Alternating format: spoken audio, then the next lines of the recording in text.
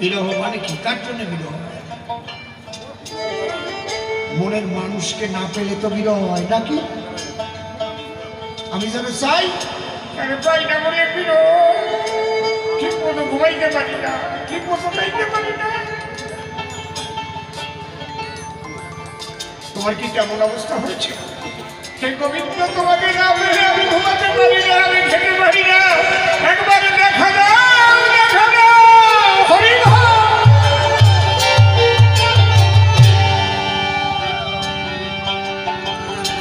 এই নামে যা, নামে যার একবার হয়, নামে যা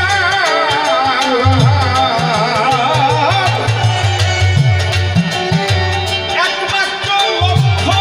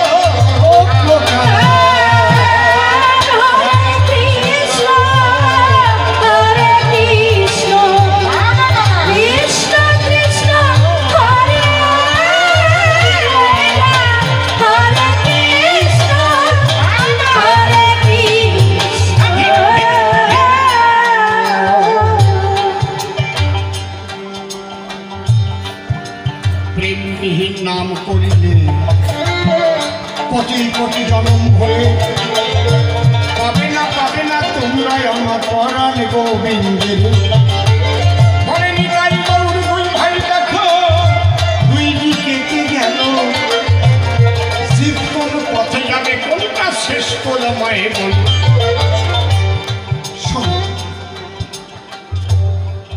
নিতাই গৌরের কে শ্রেষ্ঠ কে নিকৃষ্ট এই নির্বাচন কখনোই কৃষ্ণদাস কবিরাজ করতে পারে না। পারে কি?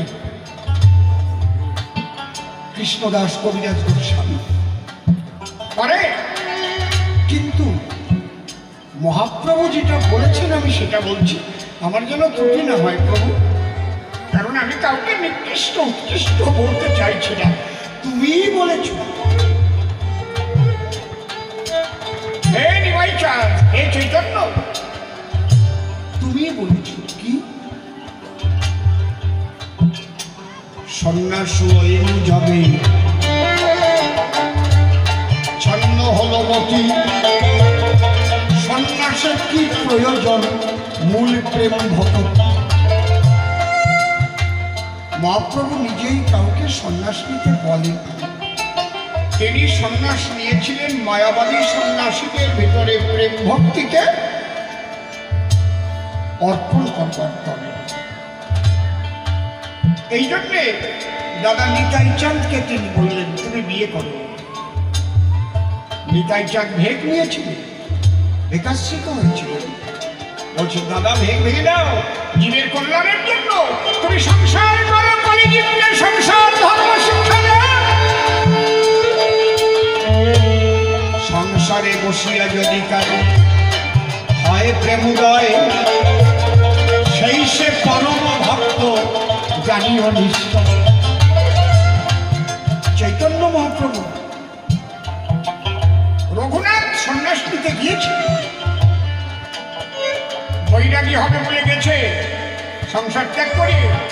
সেখানে চৈতন্য মহাপ্রভু বলেছিলেন কি মর্কট বৈরাগ্য প্রভু না করিলে অনাসক্ত হইয়া যথা বিষয় ভঙ্গিরে। মর্কট শব্দের অর্থ বানর, মানে বান্দ দিয়ে বৈরাগী হইয়ে না, বাড়িতে বিয়ে করো, বিয়ে করে সংসার করো।